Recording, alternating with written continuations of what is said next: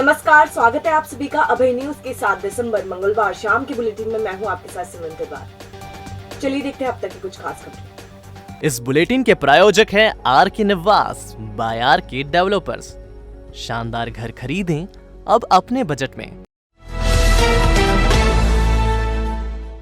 घर वाले रात भर चैन की नींद सोते रहे और चोर घर में घुसकर सारा माल समेट कर रफू चक्कर हो गए। सुबह जब घर वाले नींद से जागे तो चोरी का पता चला।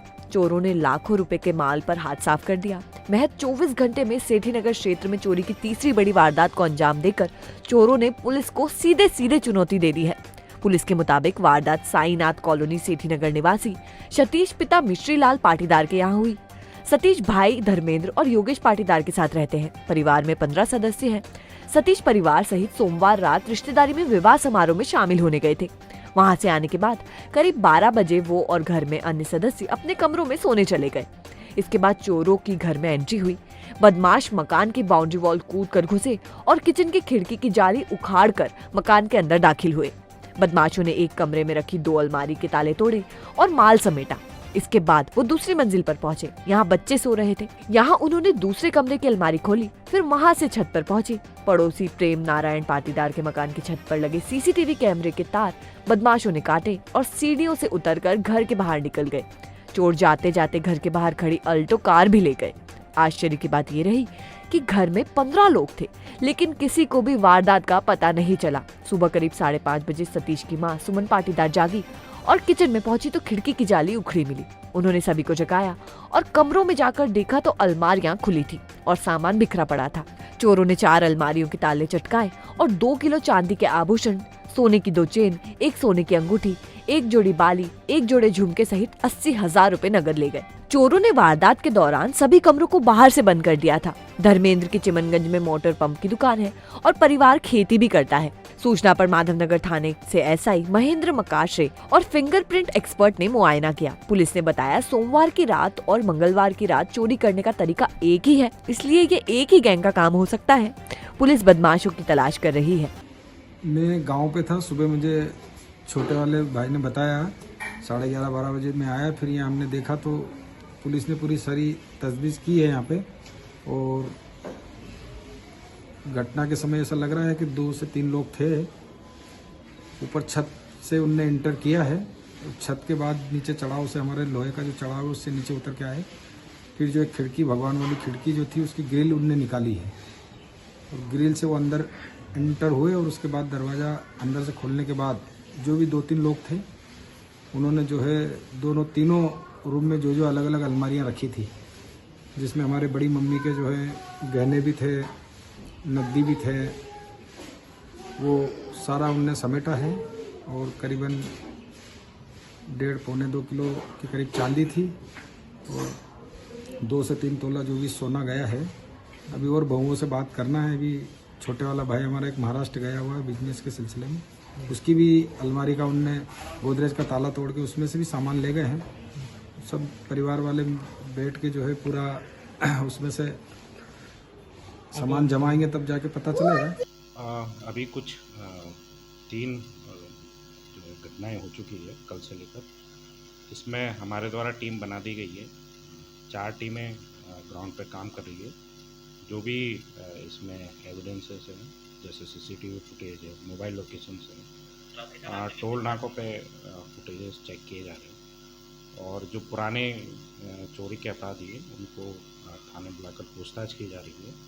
अन्य साक्ष्य जो है जुटाए जा रहे हैं और जल्दी से जल्दी इसमें इनका पता करके इनको गिरफ्तार किया। इसमें कुछ नकदी गई है और थोड़े बहुत आभूषण और एक कार जो उनके यहाँ रखी हुई थी, उस कार की चाबी लेकर और वो फरार हो गए हैं। उस कार की भी तलाश की जा रही है और जल्दी हम इसमें खुलासा करेंगे। जो भी ये घटनाएं हुई, तीनों आरोपी में 2 आरोपी है और दोनों आरोपियों ने ये 3 घटनाएं की है 2 जिलों में। टीमें लगी हुई हैं ग्राउंड पे और जल्दी से जल्दी गिरफ्तार किया जाएगा।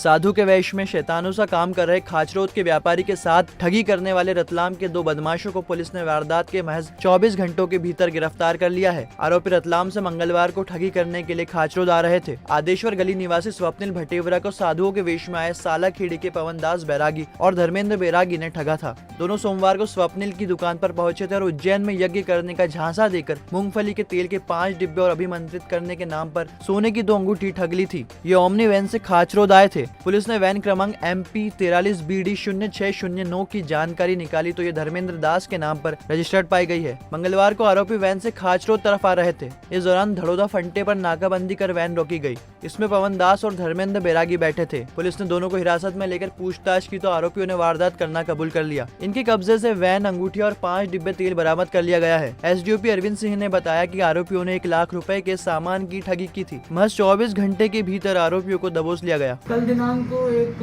फरियादी स्वप्निल पिता हस्तीमल भटेवरा, ये खाचर के निवासी हैं। इनकी आदेश्वर गली में एक दुकान है, वहाँ पर इनका ये कहना था कि इनके दुकान पर करीब 2 व्यक्ति आए जो कि साधु संत के वेश में थे और उन्होंने उससे कुछ ठगी करी। यह कहते हुए कि तुम्हारे ऊपर कुछ अभिशाप है, उसको मतलब उससे मुक्त कराने हेतु उससे कुछ उसने डिमांड करी, जिसमें से उसने बताया कि करीब 5 पीपे जो थे तेल के वो मांगे और उसकी 2 सोने की अंगूठियाँ, जिसपे एक में डायमंड भी था थोड़ा, तो कुल लगभग 1 लाख से कीमती सामान उसका उनके द्वारा लूट लिया गया। आगे और उसकी 2 सोने की अंगूठियाँ, जिसपे एक में डायमंड भी था थोड़ा, तो कुल लगभग 1 लाख से कीमती सामान उसका उनके द्वारा लूट लिया गया। कितने समय में सर पुलिस ने इस वारदात का खुलासा करा है सर? ये हमें जब जानकारी उनके द्वारा आवेदन दिया गया तो थाना प्रभारी के द्वारा 2-3 टीमों का गठन किया गया। तीनों टीमों ने अपनी अपनी तरफ से CCTV फुटेज और इनके आधार पर जांच शुरू की और उसमें से हमें एक सबसे बड़ा क्लू ये मिला कि एक मारुति वैन का उपयोग किया था, जिसका नंबर हमें CCTV के माध्यम से मिल गया था। उसके ऑनर का माध्यम हमने उसके व्हीकल रजिस्ट्रेशन पोर्टल से निकाल के उसका जो हमने एड्रेस निकाला था उसका रतलाम में एड्रेस दिखा रहा था, किंतु उसके बावजूद अब थाना प्रभारी द्वारा 2 टीमें अलग अलग जगह पे दबिश तुरंत 2-3 घंटे के अंदर अंदर हमने वहाँ से रवाना किया। बाद में हमें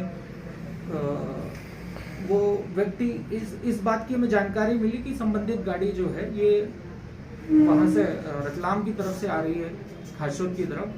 थड़ोदा फंटे पे नाकाबंदी करी गई और वहाँ पे हमने इन दोनों व्यक्तियों को गाड़ी समेत गिरफ्तार किया। चेहरा जितना मासूम, कारनामे उतने ही खतरनाक। वो शादी नहीं फरेब करती थी, वो घर नहीं बसाती बल्कि तबाह करती थी। शादी को खेल समझने वाली ये दुल्हन नहीं लुटेरी थी। शादी की रात थी, वो सारा माल बटोर कर 9-11 हो जाती थी। उसके निशाने पर होते थे कारोबारी युवक, ताकि ज्यादा से ज्यादा माल लूटा जा सके। हालांकि अब जेल में ये अपने कर्मों का फल भुगत रही है। लुटेरी दुल्हन के भैया को 2 दिन पहले ग्वालियर पुलिस ने उज्जैन से पकड़ा है। ये फर्जी भैया अपनी गैंग की लुटेरी दुल्हन के लिए कारोबारी लड़के फांसता था, फर्जी बहनों की शादी करवाता और शादी के कुछ दिन बाद लुटेरी दुल्हन कैश और सोना लेकर फरार हो जाती। गिरफ्तार युवक गिरोह का मास्टरमाइंड है। ये गैंग इंदौर, उज्जैन और ग्वालियर में वारदात कर चुकी है।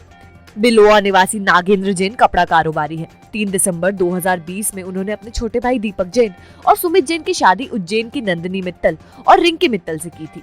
रिश्ता लेकर दोनों लड़कियों का भाई संदीप मित्तल पहुंचा था। ये रिश्ता समाज के बाबूलाल जैन ने करवाया था। शादी के बाद नंदिनी और रिंकी करीब 15-20 दिन ससुराल में रही। इसके बाद ये मायके जाने का बहाना बनाकर वहां से निकल गई। जब वो कई दिनों तक नहीं लौटी तो घर वालों ने कमरों की तलाशी ली। इसमें पता चला कि सारे जेवर और 7 लाख रुपए वो अपने साथ ले गई है।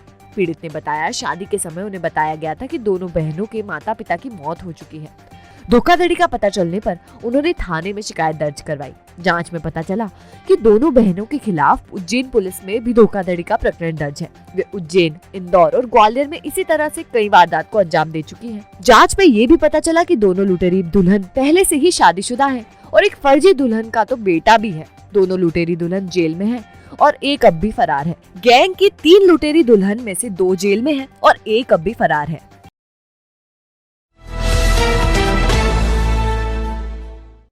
बाइक राइडिंग के चस्के ने किराना व्यापारी के पुत्र को चोर बना डाला। उसने शहर के 2 अलग अलग स्थानों से बाइक उड़ा ली। वो पकड़ा भी नहीं जाता यदि मुखबिर ने पुलिस को सूचना नहीं दी होती। दरअसल चिमनगंज पुलिस को सूचना मिली थी कि कानीपुरा रोड पर एक युवक चोरी की बाइक लेकर खड़ा हुआ है।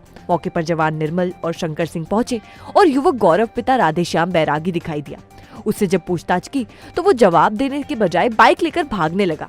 पीछा कर उसे वैश्य टेकरी के पास पकड़ा गया। आरोपी ने पुलिस को बताया कि उसने 15-16 नवंबर को मोहन नगर और 1 दिसंबर को उंडासा क्षेत्र से बाइक उड़ाई थी। गौरव के पिता राधेश्याम के किराना व्यापारी हैं और गौरव भी उनके साथ दुकान पर बैठता है, लेकिन दुकानदारी से ज्यादा उसका मन बाइक राइडिंग में लगता है। इसके चलते वो बाइक चुराने लगा। पुलिस ने गौरव से 2 बाइक बरामद की है। कालिदास अकादमी परिसर में लगे हस्तशिल्प मेले में चोर गदर ढा रहे हैं। फूड जोन से वो मक्खन, किराना सामान, सिलेंडर और कुर्सियां चुरा ले जा रहे हैं। दुकानदार मेले में हो रही टटपुंजिया चोरी से बेहद परेशान हैं। दरअसल जिला पंचायत ने 1 से 10 दिसंबर तक कालिदास अकादमी परिसर में हस्तशिल्प मेला लगाया है। इसमें 15 राज्यों के शिल्पियों के साथ स्थानीय व्यापारी भी शिरकत कर रहे हैं। मेले के फूड जोन में स्थानीय व्यापारियों ने दुकानें लगाई हैं और यही चोरी की वारदातें भी हो रही हैं। रोजाना 11 बजे व्यापारियों से मेला परिसर खाली करा दिया जाता है और इसके बाद चोर वारदात को अंजाम दे रहे हैं। चोर मक्खन, सिलेंडर, कुर्सियां और किराने का सामान ले जा रहे हैं। यूं तो मेले में चौकीदार की व्यवस्था भी है, लेकिन ये करतूत कौन कर रहा है ये व्यापारियों को समझ नहीं आ रहा है। कल रात को यहाँ पे हमारी कुछ दुकानों से सामान गायब हो गया। एक दुकान से गैस की टंकी गायब हो गई, 2-3 दुकान से कुर्सियाँ गायब हो गई, 2-3 दुकानों से जो है किराने का सामान गायब हो गया। अच्छा, किस किस की दुकान से गायब हुआ है? ये 4-5 दुकानें हैं आसपास। दुकान से हुआ है, पर एक टंकी गायब हो गई है और 10 कुर्सी गायब हो गई है। बाकी हमने सामान पड़ा है घर से जो लेके आए वो तो देख के लाते नहीं पता। मतलब क्या रात को चौकीदारी वगैरह या बराबर सही है। अच्छा। पास के जो दुकान वाले थे अपन उनका ध्यान नहीं रख पा रहा। दूसरे बाहर के लोग नहीं आ रहे हैं, यही चोरियां हो रही हैं। यही की दुकान वाली ही है। तो इस बारे में कोई पुलिस में कोई कंप्लेंट करी? कंप्लेंट भी करी, बोला भी सही टेंट वाले को भी बोला मैंने। टेंट वाला बोलता बोलो रहने दो, बोले कर लेंगे बोले। तो मेरे टेंट वाला कुर्सी ही कर लेगा पर टंकी की तो नहीं करेगा। तो गोटवाल जी सुना मक्खन भी जा रहे हैं, मक्खन और किराने का सामान गायब हो गया। हाँ, 2 दुकानों से, मेरी दुकान से, पास की दुकान से बटर भी गायब हो गया। अच्छा, किराने का भी कुछ सामान गायब हो गया और छोटा मोटा सामान अगर गायब होता तो पता ही नहीं चल रहा है। हाँ जी, वो कभी बोले तो एक जना रुक सकता है हमारी दुकान पे। अच्छा, रुकने नहीं दे रहे क्या यहाँ पे? रात को रुकने की परमिशन। अच्छा, सबसे बड़ी समस्या ये है हाँ कि रात को यहाँ पर किसी को रुकने नहीं दे रहे। रात में किसी को रुकने नहीं देते। कितने बजे बंद करवा रहे हैं? 10 बजे। 10 बजे बंद करते, 11 बजे तक दुकान में लगा। हस्तशिल्प मेले में मंगलवार दोपहर एक दुकान में आग लग गई। आग पाव भाजी की दुकान में लगी। हालांकि समय रहते फायर ब्रिगेड ने आग पर काबू पा लिया, जिससे बड़ा हादसा होते होते बच गया। दुकानदार एक ही सिलेंडर से 4 चूल्हे एक साथ चला रहा था।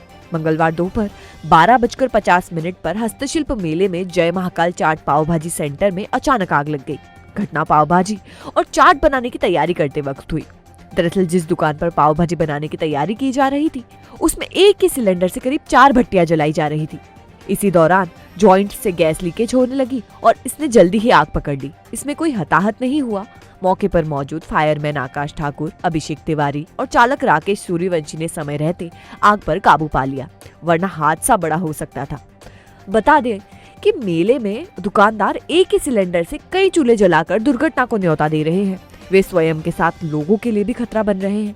प्रशासन का भी सुरक्षा की ओर ध्यान नहीं है। हम लोग ड्यूटी पे थे तो वहाँ पर जो अपना जय महाकाल ओम चाट है तो उसमें मतलब आग लग गई थी। मतलब वो फटने की आवाज़ आई थी गैस की, तो तुरंत जाके मतलब आग को कंट्रोल किया गया। क्या कारण सामने आया कि कैसे आग लगी? कारण तो ये था कि मतलब हमने ये अधिकतर ये देखा है कि मतलब ये अपना फूड जोन में जो चाट मतलब बनाने वाले हैं तो ये लोग एक ही टंकी से 3-3, 4-4 भट्टियाँ जलाते हैं, तो उस कारण से लीकेज हो गया उनके जॉइंडर में से।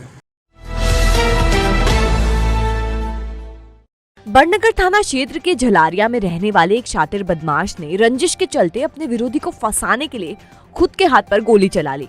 उसने विरोधी और उसके साथियों का नाम भी दर्ज करा दिया। पुलिस ने जब जांच शुरू की तो मामला पकड़ में आया। अब झूठी रिपोर्ट दर्ज कराने वाले फरियादी को ही पुलिस ने आरोपी बनाया है। दरअसल 20-21 नवंबर की रात में कल्लू खान ने पत्नी गुड्डो के साथ रिपोर्ट दर्ज कराई थी कि उसके भतीजे सदाकत उर्फ मुन्ना पर शादाब, अमजद, इकबाल और इनके एक साथी ने जान से मारने के इरादे से गोली चलाई है। सदाकत के हाथ में गोली लगी थी। शुरुआत में ही पुलिस को मामला फर्जी लगा। पुलिस ने कल्लू खां, उसकी पत्नी गुड्डो और सदाकत से जब अलग अलग बात की तो तीनों के बयान में विरोधाभास दिखाई दिया। तीनों ने घटनास्थल भी अलग अलग बताया। ऐसे में पुलिस ने पुराने रिकॉर्ड की जांच की तो ये निकल कर आया कि सदाकत ने प्राणघातक हमले की झूठी कहानी गढ़ी थी। दरअसल सदाकत का परिचित असलम शाह बड़नगर के निवासी अली की हत्या के आरोप में जेल में बंद है। उससे इस मामले में जमानत नहीं मिल रही और राजीनामा भी नहीं हो रहा। शादाब, अमजद और इकबाल अली के भाई हैं। इन पर दबाव बनाने के लिए सदाकत ने झूठा सहारा लिया था।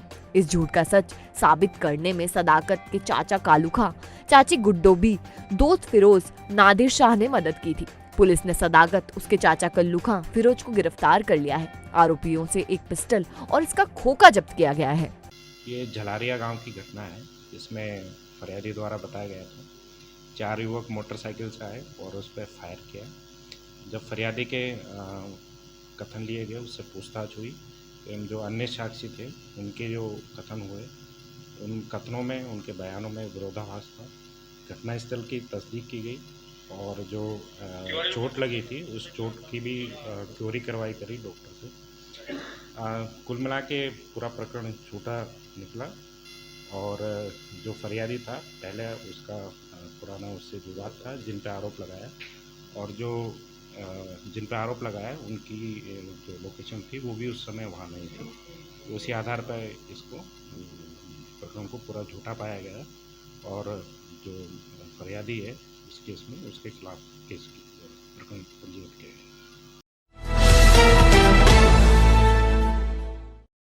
रेलवे स्टेशन परिसर में ऑटो चालक पर 2 बार हुए चाकू से हमले के मामले में पुलिस ने एक बदमाश को गिरफ्तार किया है। जीआरपी ने दोनों मामलों में 5 आरोपियों पर प्रकरण दर्ज किया है।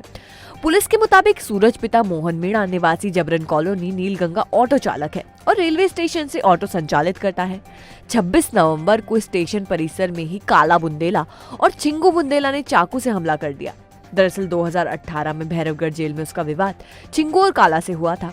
उस वक्त उसने चिंगू को चाटा मार दिया था। इसी बात का बदला लेने के लिए दोनों ने हमला किया। 9 दिन अस्पताल में रहने के बाद अब सूरज घर पहुंचा।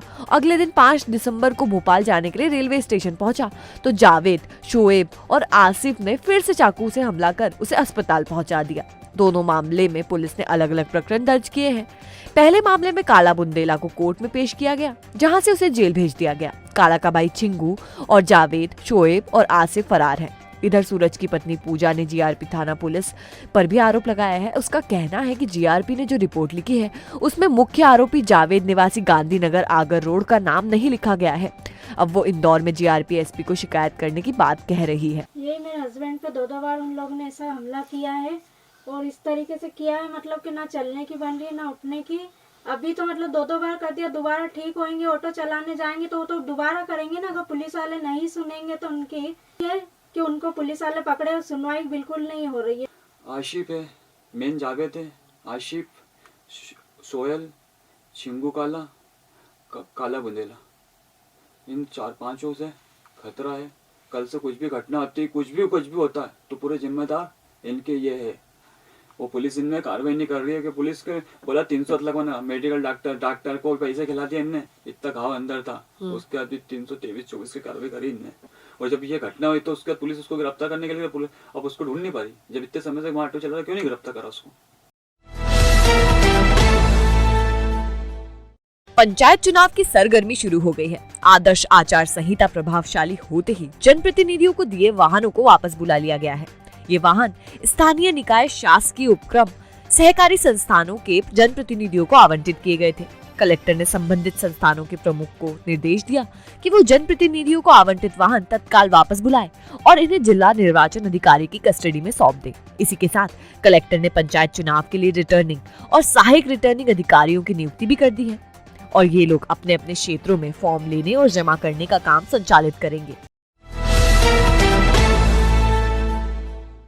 रेलवे के निजीकरण और निगमीकरण के विरोध में केंद्रीय संगठन के आह्वान पर लोको पायलट और रनिंग स्टाफ ने मंगलवार सुबह भूख हड़ताल कर ली। दरअसल रेलवे द्वारा उपक्रमों का निजीकरण और निगमीकरण किया जा रहा है। इसी के विरोध में केंद्रीय संगठन ने 20 मांगों को शामिल किया है। उज्जैन मंडल के लोको पायलट और रनिंग स्टाफ सुबह 10 से शाम 5 बजे तक हड़ताल पर रहे। इस दौरान उन्होंने लोको लॉबी के बाहर खड़े होकर प्रदर्शन किया और नारेबाजी की। गौरतलब है कि रेलवे में इन दिनों निजीकरण को बढ़ावा दिया जा रहा है। स्टेशनों के साथ ट्रेनों को भी निजी हाथों में सौंपा जा रहा है। इससे ही कर्मचारी भड़के हुए हैं। आज पूरे देश के विभिन्न लॉबी पूरे जोन में और DRM ऑफिस में यह धरना प्रदर्शन रखा है। इसमें हमारी बहुत सी मुख्य मांगे हैं, जैसे अभी 43,600 से ऊपर नाइट ड्यूटी बंद कर दी है। 43,600 से ऊपर नाइट ड्यूटी को चालू किया जाए। लोको पायलट को ग्रेड पे 4200 रखा है, शुरू से लेकर आखिरी तक, मतलब सीनियर सेंटर से लेकर राजधानी ड्राइवर तक सबका ग्रेड पे 4200 है। हमारी मांग है कि विभिन्न लोको पायलट, पैसेंजर, गुड्स, पेल एक्सप्रेस ड्राइवर सभी का ग्रेड पे अलग अलग हो। असिस्टेंट लोको पायलट, एक ही इंजन पर ड्राइवर भी रहता है, असिस्टेंट लोको पायलट भी रहता है, परंतु लोको पायलट को रिस्क भत्ता दिया जाता है, असिस्टेंट लोको पायलट को रिस्क भत्ता नहीं दिया जाता। तो हमारी मांग है कि असिस्टेंट लोको पायलट को भी रिस्क भत्ता दिया जाए। और साथ में ये NPS, मुख्य मुद्दा जो हमारा NPS 2004 के बाद सरकार ने OPS को बंद करके NPS चालू की है। हमारी मांग है कि NPS को बंद कर पुनः पुरानी पेंशन योजना को चालू किया जाए। और रनिंग, अभी यह क्रैक गाड़ी को संचालन किया जा रहा है, और आवर्स ड्यूटी कराई जा रही है और रेस्ट नहीं दिया जा रहा है। इन्हीं बहुत सारी मांगे हैं, उन्हीं को लेकर यह पूरे देश में विरोध प्रदर्शन किया जा रहा है। लोकमान्य तिलक कॉलेज द्वारा आयोजित की गई जिला स्तरीय महाविद्यालय टेबल टेनिस स्पर्धा मंगलवार को उज्जैन जिला टेबल टेनिस एसोसिएशन के टेबल टेनिस हॉल में हुई। स्पर्धा में शासकीय महाविद्यालय महिदपुर, बड़नगर, लोकमान्य तिलक कॉलेज और अध्ययनशाला उज्जैन के 16 खिलाड़ियों ने भाग लिया। खेल अधिकारी दर्शना त्रिपाठी ने बताया, लोकमान्य तिलक कॉलेज को हराकर विजेता का खिताब अपने नाम किया है। निर्णायक उज्जैन जिला टेबल टेनिस एसोसिएशन के सचिव सतीश मेहता थे। संभाग स्तरीय टेबल टेनिस स्पर्धा के लिए अथर्व तिलगुड़कर, हर्षित हम्मड़, योगेश कुमावत, शिवम भाटिया, कुलराज सिंह का चयन किया गया है। प्रशासनिक अमले ने मंगलवार को बायोडीजल बनाने वाली एक फैक्ट्री जमींदोज कर दी। ये फैक्ट्री मक्सी रोड की श्रीनगर कॉलोनी में थी। इसका संचालन शिवराज सिंह गुर्जर कर रहा था। ऋषिनगर की पानी की टंकी के पास रहने वाले शिवराज सिंह के साथ नलखेड़ा का राम नारायण पार्टनर था। कारखाने से 50 किलो कॉस्टिक सोडा, 40 लीटर पैराफिर, एक भट्टी, रोटरी व घूमने वाली भट्टी, लोहे के ड्रम, 3 प्लास्टिक की टंकियां और गैस नली आदि बरामद हुई है। शिवराज सिंह गुर्जर और नकली बायोडीजल बेचने वाले कृष्णा हारोड़ के खिलाफ आवश्यक वस्तु अधिनियम के तहत मुकदमा दर्ज कर लिया गया है। तो आपने देखी आज की कुछ ताजा खबरें। अगर आपके पास खबरों को लेकर कोई फीडबैक है तो हमारे कमेंट सेक्शन में जरूर बताइएगा। कल फिर मिलेंगे इसी समय। नमस्कार।